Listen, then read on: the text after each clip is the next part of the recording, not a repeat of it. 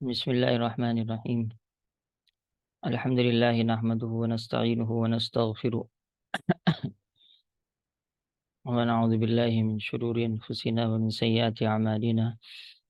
من يهده الله فلا مضل له ومن يضلل فلا هادي له، ونشهد أن لا إله إلا الله وحده لا شريك له، ونشهد أن سيدنا ومولانا محمدا عبده ورسوله، وصلى الله تعالى عليه وعلى آله وأصحابه وبارك وسلم تسليما. ما بعد،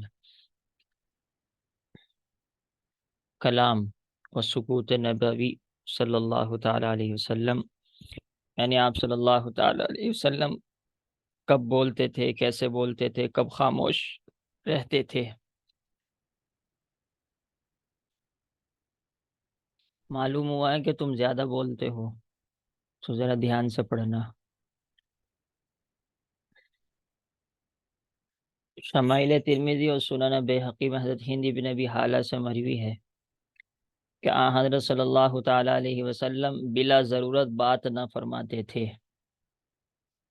اور زیادہ تر خاموش رہتے تھے. یہ آپ صلی اللہ تعالیٰ علیہ وسلم کا طریقہ ہے، اور ہمارے یہاں اکثر اور عورتیں خاص طور پر زیادہ زبان چلاتی ہیں.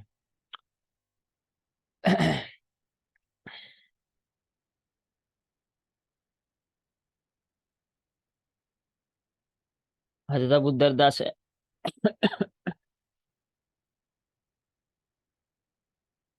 ہاں، یہ بات ہے کہ جہاں ضرورت ہو اور سامنے والا ایک طریقے سے گویا کہ مہمان ہو، یا وہ تم سے بات کرنا چاہتا ہو، تو وہاں بولنا چاہیے. وہاں خاموش رہنا بھی مناسب نہیں ہے کہ سامنے والے کو برا لگے،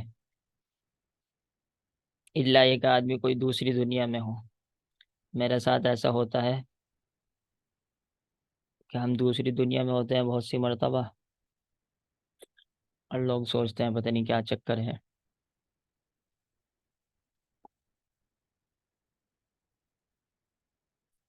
حضرت ابو الدرداء رضی اللہ تعالیٰ عنہ سے نقل فرماتے ہیں کہ انہوں نے حضرت صلی اللہ تعالیٰ علیہ وسلم کو مسکراہٹ کے بغیر کبھی گفتگو کرتے ہوئے نہیں دیکھا.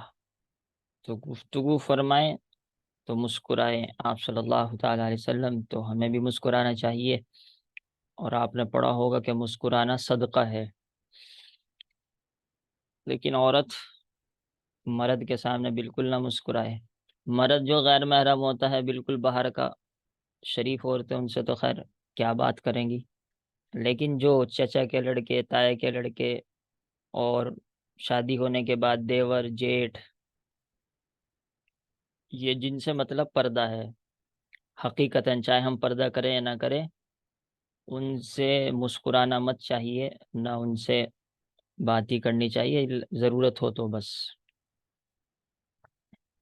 قریبی رشتہ داروں سے خطرہ زیادہ ہے. خیر، مسکرانا سنت ہے اصل تو یہی، لیکن محرم کے لیے.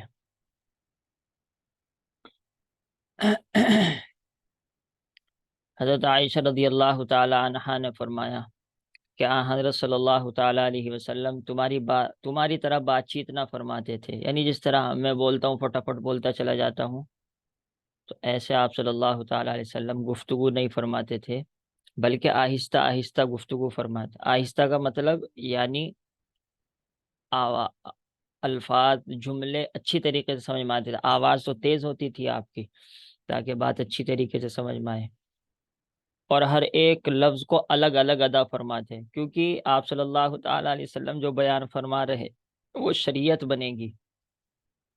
تو اگر آپ بھی گول مول بات کریں گے ہماری طرح، تو صحابہ کے سمجھ میں نہیں آئے گا، تو وہ آگے پوری شریعت قیامت تک کیسے بن پائے گی.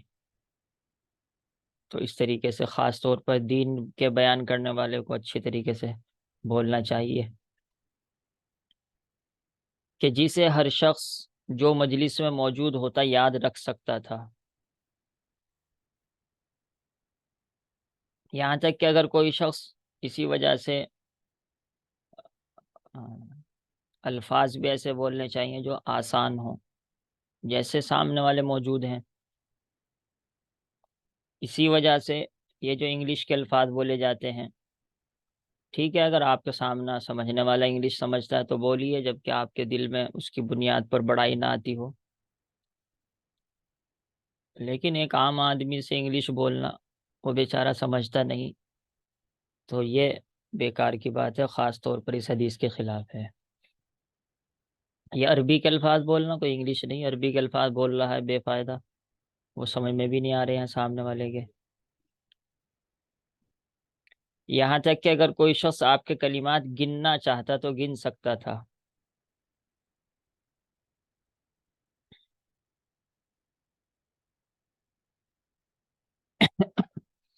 حضرت انس بن مالک فرماتے ہیں کہ حضرت صلی اللہ تعالیٰ علیہ وسلم ہر ایک لفظ کو 3 بار ادا فرماتے، یعنی جب ضرورت محسوس ہوتی، ایسا نہیں ہے کہ ہر بات ہی کو 3 مرتبہ فرماتے، جب ضرورت محسوس ہوتی یا کوئی اہم بات ہوتی تو اس کو آپ 3 مرتبہ فرماتے تھے، تاکہ لوگ آپ کی باتوں کو یاد رکھ سکیں۔ کیونکہ ایک تو جو بات اہم ہوگی اس کو یاد کروانا ہے، تو 3 مرتبہ یاد بولنے سے وہ یاد بھی ہو جائے گی، اور ساتھ ساتھ جب 3 مرتبہ بولی جائے گی تو وہ دل پر اثر بھی کرے گی۔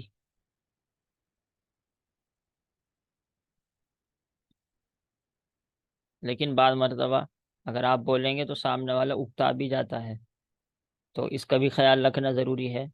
تو اس وجہ سے کوئی اہم بات ہو، سننے والے بھی اس قابل ہوں، تو اس کا بھی خیال رکھنا چاہیے، ورنہ تو آج کے دور میں دین کی طرف ویسے ہی کسی کو توجہ نہیں ہے، تھوڑا اگر اس طریقے اختیار کیا جائے تو ہو سکتا ہے کسی کے لیے نعوذ باللہ اکتاہٹ بن جائے۔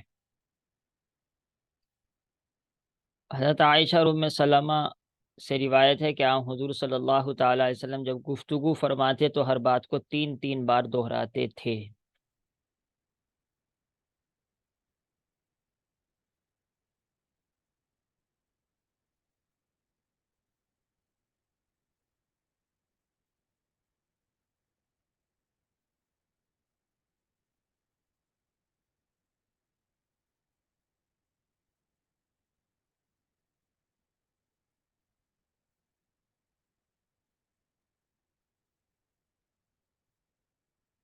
در حیبت نبوی صلی اللہ تعالیٰ علیہ وسلم، حیبت رعب آپ صلی اللہ تعالیٰ علیہ وسلم کا کیسے تھا؟ تو شمائل ترمذی میں حضرت علی رضی اللہ تعالیٰ عنہ سے مروی ہے، لیٹ آئے ہو تم؟ فرماتے ہیں کہ جو شخص بھی حضرت صلی اللہ تعالیٰ علیہ وسلم کو اچانک دیکھتا تھا تو وہ دہشت زدہ ہو جاتا۔ دہشت زدہ کا مطلب یہ ہے کہ اس پر رعب پڑتا تھا،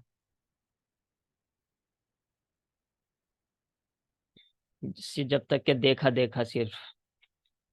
اور جو شخص آپ صلی اللہ تعالیٰ علیہ وسلم سے میل جول رکھتا، یعنی باتیں شروع کر دی، ملنا، آپ پاس بیٹھنا شروع کر دیا، تو اب وہ آپ سے محبت کرنے لگ جاتا تھا، یعنی اب اس کا رعب ختم ہو جاتا تھا۔ ایسا ہوتا ہے عام طور پہ بزرگوں کا، یہی ہوتا ہے، آپ ان کے دور سے دیکھیں گے تو ایک دم ہمت بھی نہیں ہوتی بات کرنے کی، لیکن جب وہ ان کے پاس بیٹھیں گے، وہ کچھ مذاق بھی کریں گے، باتیں بھی کریں گے، وہ حال چال پوچھیں گے، تو پھر آدمی محبت کرنے لگتا ہے۔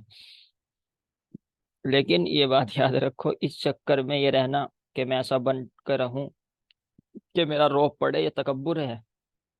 قدرتی طور پر اللہ تعالیٰ روب ڈال دے کسی کا، یہ تو ٹھیک ہے، لیکن تم اس چکر میں رہو یا میں اس چکر میں رہوں کہ میرا روب پڑنا چاہیے، تو یہ دکھاوا ہے، اس پہ گناہ ملے گا۔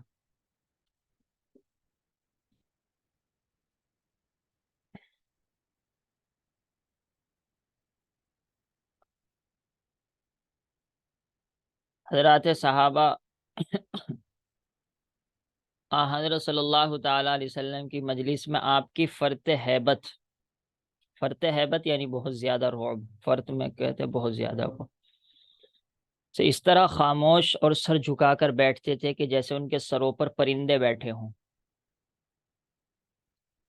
حالانکہ صحابہ بہت سے ایسے بھی تھے جو کثرت سے ملتے تھے، لیکن ایک ادب اور رعب وہ تو باقی ہی رہتا تھا، اگرچہ کثرت سے ملنے والا کوئی صحابی ہو۔ اور کئی لوگوں پر لرزہ طاری ہو جاتا تھا، یعنی آپ صلی اللہ تعالیٰ علیہ وسلم جب گفتگو فرماتے، اصل اس کا تعلق دین سیکھنے سے بھی ہے، کہ دین سیکھتے وقت اس طریقے سے دین سیکھنا چاہیے. جیسے آپ نہیں جب موبائل چلا رہے ہیں اور ساتھ ساتھ کبھی واٹس ایپ کھول لیتے ہیں، کبھی کچھ اور کھول لیتے ہیں، بہت سے تو لیٹ کر سنتے ہیں.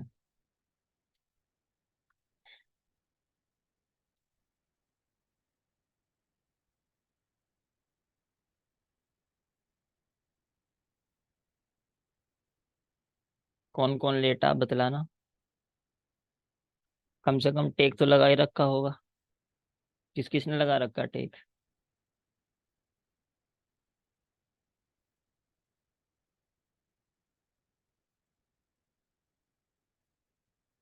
ٹیک لگا رکھا تو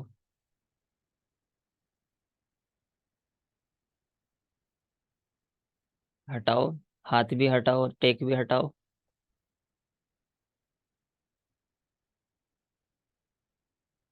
تو بھائی تم کو اب تک یہ نہیں پتہ لگا کس طرح سننا چاہیے؟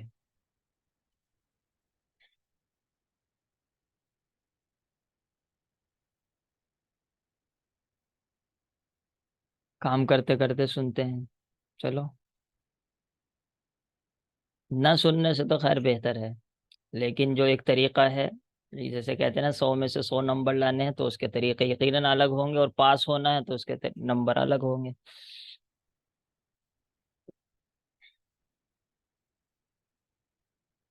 افسوس کی بات ہے تم بھی ٹیک لگاتے ہو.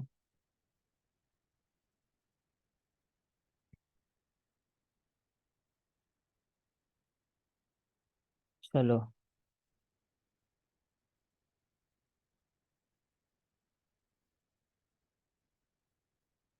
حضور صلی اللہ تعالی علیہ وسلم جب مسجد میں تشریف لاتے تھے تو کوئی شخص فرتے ہیبت، وہی زیادہ رعب سے آپ کی طرف سر اٹھا کر نہیں دیکھتا تھا. یہ آپ کا ایک معجزہ بھی تھا کہ بڑے بڑے صحابہ بھی نظر جما کر آپ کو نہیں دیکھ پاتے تھے.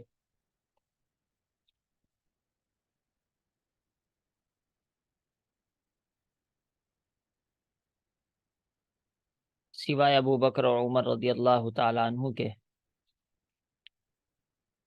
کیا حضرت صلی اللہ تعالیٰ علیہ وسلم ان کی طرف دیکھ کر اور یہ حضرات آپ کی طرف دیکھ کر تبسم فرماتے تھے، یعنی دونوں ایک دوسرے کو دیکھ کر مسکراتے تھے. خیر یہ تو بہت بڑے صحابہ تھے اور شروع سے ساتھ رہنے والے تھے، تو اس وجہ سے.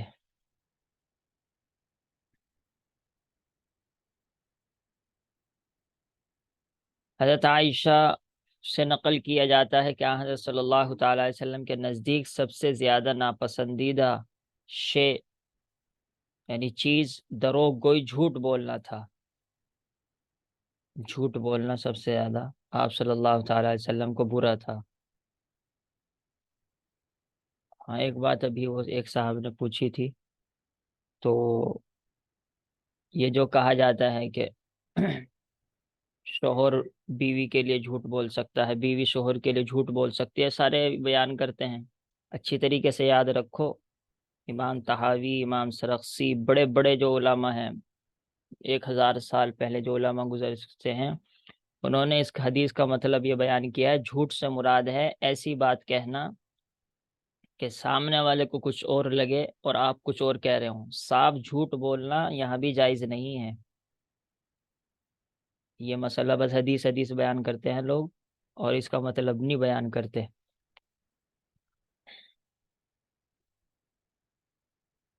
سمجھ میں آ گئی یہ بات؟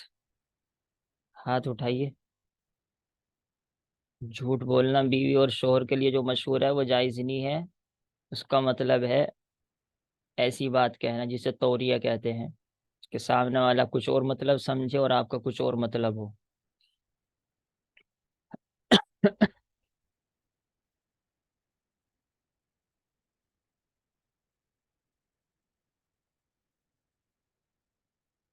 یہ کیا کتاب پوری ہو گئی؟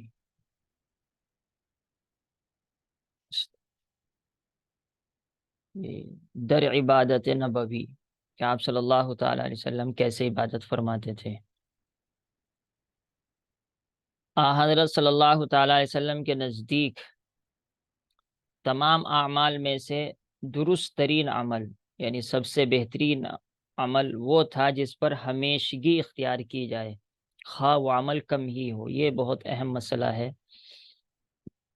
اور اصل اسی سے پتہ لگتا ہے کہ آدمی اندر سے مضبوط دیندار ہے یا صرف شوق ہے بھی چڑھا ہوا۔ تو وہ جو شوق چڑھا ہوا ہوتا ہے وہ اچھی بات ہوتی ہے، لیکن اس کی اتنی قدر نہیں ہے جتنی قدر ہے کہ جم کر آدمی کام کرے،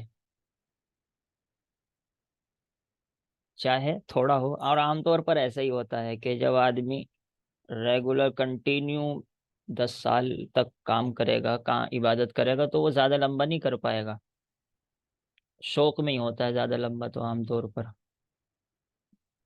خیر، یہ اہم مسئلہ ہے ہر ایک کے لیے، خاص طور پر ہمارے لیے اور تمہارے لیے، کہ آپ میں سے بہت سو کو 1 سال ہوا ہے دینداری اچھی طریقے سے اختیار کرنے میں، کسی کو 2 سال ہوئے ہیں، کسی کو 3 سال ہوئے ہیں، اور تم محسوس کرو گے ہلکا ہلکا سا فرق بھی آنا شروع ہو گیا ہوگا۔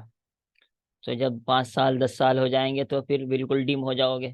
تو ایسا مت ہونے دینا، بس اصل یہی ہے کہ ایک جو صحیح چال ہے وہ چلتے رہیں۔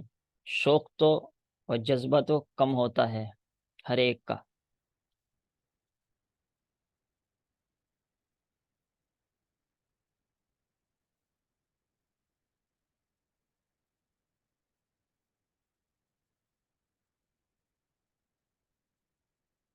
تو خیر، ہمیشگی آپ صلی اللہ تعالی علیہ وسلم کے نزدیک زیادہ پسندیدہ تھی۔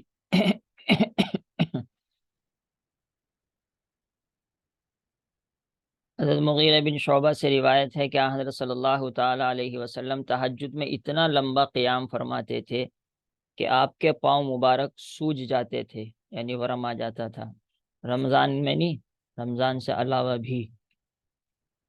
صحابہ کرام نے عرض کیا، یا رسول اللہ صلی اللہ علیہ وسلم، آپ اس قدر تکلیف کیوں اٹھاتے ہیں، جبکہ اللہ تعالیٰ نے قرآن مجید میں آپ کے تمام اگلے اور پچھلے گناہ معاف فرمانے کا اعلان فرما دیا ہے۔ سورہ فتح جو ہے اس میں شروع ہی میں انا فتحنا لک فتحا مبینا لیغفر لک اللہ ما تقدم من ذنبک وما تأخر، کہ اللہ تعالیٰ نے سب، اور بھی ہے جگہ کہ اللہ تعالیٰ نے آپ کے گناہ معاف فرما دیے ہیں۔ گناہ کا مطلب وہی، یعنی جو اعلیٰ درجے کے عمل سے کچھ کم درجے کا عمل آپ صلی اللہ تعالیٰ علیہ وسلم اگر کرتے تو وہ بہتر بعض مرتبہ نہیں ہو پاتا، اللہ تعالیٰ پھر فرماتے کہ بہتر یہ تھا، یہ کرنا چاہیے تھا۔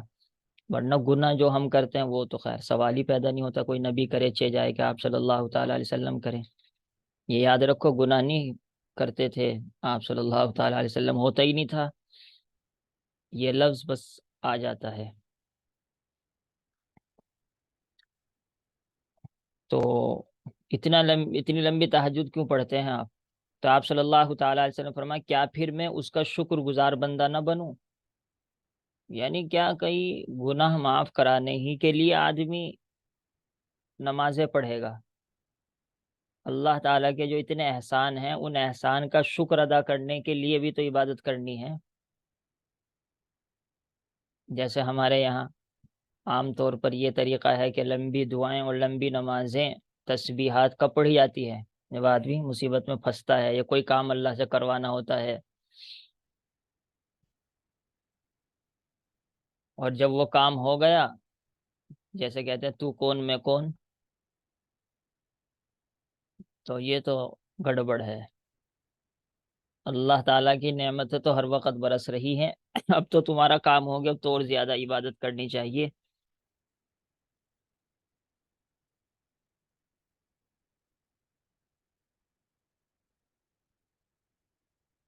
حضرت عبداللہ بن عباس رضی اللہ تعالیٰ عنہ فرماتے ہیں،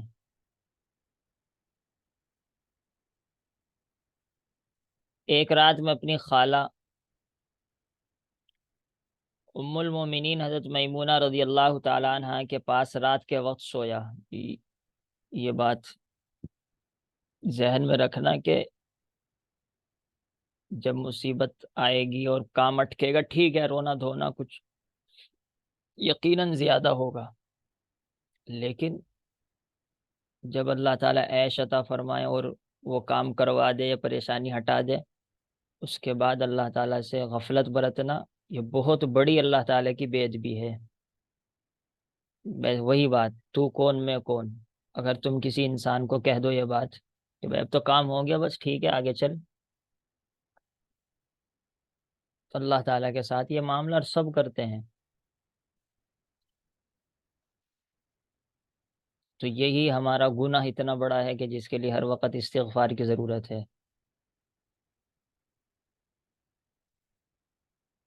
اسی وجہ سے جو پھنسے ہوئے چلتے ہیں نا، اور اللہ تعالیٰ پھنسا کے چلتے ہیں اسی وجہ سے بہت ساروں کو، تاکہ وہ لگے رہیں۔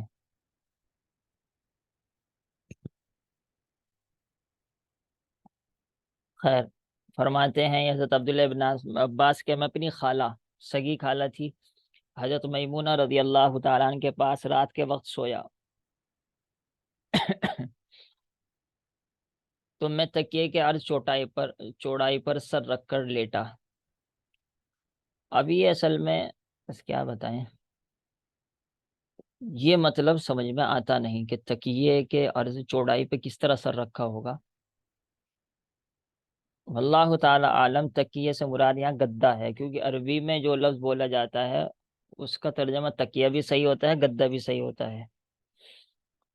تو گدا یعنی آپ صلی اللہ تعالی علیہ وسلم اور آپ کی بیوی میمونہ رضی اللہ تعالیٰ عنہ تو لمبائی میں لیٹے، اور جو نیچے کی طرف، میرے خیال میں، مجھے صحیح اندازہ نہیں ہے، صرف ایک سمجھانے کے لیے کہہ رہا ہوں، جو نیچے کی طرف چوڑائی کا حصہ جو بچا تھا وہاں حضرت عبداللہ بن عباس لیٹے ہوں گے، کیونکہ تکیے پہ کوئی سیٹ نہیں بیٹھتا آدمی کے، ایک ہی تکیے پہ ایک آدمی لمبائی میں لیٹا، ایک چوڑائی میں لیٹا۔ اللہ تعالی اعلم بالصواب۔ تو حضرت صلی اللہ تعالی علیہ وسلم اور حضرت میمونہ اس کی لمبائی والی جانب سر رکھ کر سوئے۔ جب نصف شب یعنی آدھی رات کا یا کم و بیش وقت ہوا، یعنی آس پاس ٹائم ہو گیا، آدھی رات کا ٹائم عام طور پر ہمارے یہاں ہوتا ہے 1:30 بجے، 1:30 پونے 2، تو حضرت صلی اللہ تعالی علیہ وسلم بستر سے اٹھ گئے، 1:30 بجے 2 بجے اٹھ بھی گئے، اور آپ صلی اللہ تعالی علیہ وسلم نے اپنی دونوں آنکھوں کو نیند مٹانے کے لیے ملا۔ تو یہ سنت ہے جب بھی آدمی اٹھے آنکھوں کو ملے، اور سورہ آل عمران کی آخری آیات یعنی آخری رکوع پڑھی، ان فی خلق السماوات والارض سے آخر تک 11 آیتیں ہیں، تو یہ بھی سنت ہے۔ پھر آپ صلی اللہ تعالی علیہ وسلم نے وضو کیا اور نماز شروع فرما دی، تو میں بھی وضو کر کے آپ کی بائیں جانب کھڑا ہو گیا۔ تو ان کو پتہ نہیں تھا کہ مقتدی بائیں جانب کھڑا ہوتا ہے، حالانکہ مسئلہ یہ ہے کہ اگر ایک مقتدی ساتھ نماز میں پڑھنے والا تو وہ دائیں طرف کھڑا ہوگا، تو آپ نے میرا کان پکڑ کر مجھے دائیں طرف کھڑا کر دیا، یعنی اشارہ کر دیا دائیں کان پکڑ کر۔ تو پھر آپ صلی اللہ تعالی، اس سے معلوم ہوتا ہے کہ سر چھوٹے بچوں کو بھی نیک لوگوں کے پاس چھوڑنا چاہیے، بشرطے کہ اطمینان ہو وہاں پر، تاکہ وہ اس طریقے سے سیکھیں۔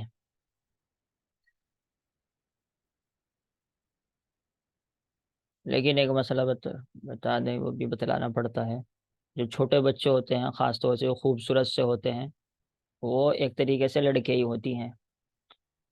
مردوں کی جس طرح لڑکیوں کی طرف توجہ ہوتی ہے، چھوٹے بچے جو خوبصورت ہوتے ہیں تھوڑے بڑے سے ہو جاتے ہیں، تقریباً 7-8 سال کے، تو وہ بھی ایک طریقے سے اس اعتبار سے لڑکیاں ہوتی ہیں کہ ان کے ساتھ بھی خطرہ رہتا ہے، تو اس کا بھی خیال رکھنا چاہیے، کیونکہ مرد باپ بھی بنے گا اور عورت ماں بنے گی، تو یہ باتیں بھی معلوم ہونی ضروری ہیں۔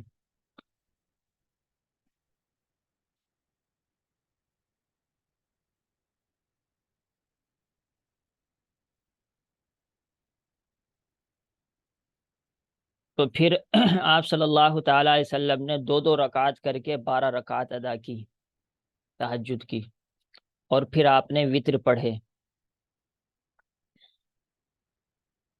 تو وطر آپ تہجد کے بعد پڑھتے تھے، یہی طریقہ بھی ہے۔ اس کے بعد آپ صلی اللہ تعالی علیہ وسلم بستر پر لیٹ گئے۔ جب اذان کی آواز آئی یعنی فجر کی اذان، تو آپ صلی اللہ تعالی علیہ وسلم 2 رکعت نماز ادا کی، یعنی وہ فجر سے پہلے کی 2 سنتیں۔ اس کے بعد آپ صلی اللہ تعالی علیہ وسلم گھر سے برآمد ہوئے، یعنی باہر نکلے، اور آپ صلی اللہ تعالیٰ علیہ وسلم نے فجر کی نماز پڑھائی۔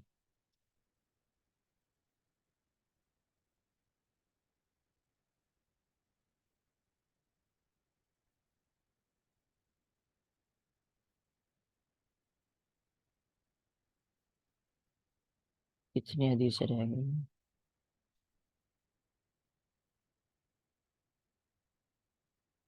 چلیے کل ہی پڑھیں گے۔ سبحان اللہ وبحمدہ، سبحانک اللہم وبحمدک، اشہد ان لا الہ الا انت، استغفرک ونتوب الیک۔ سبحان ربک رب العزة عما یصفون، وسلام علی المرسلین والحمد للہ رب العالمین۔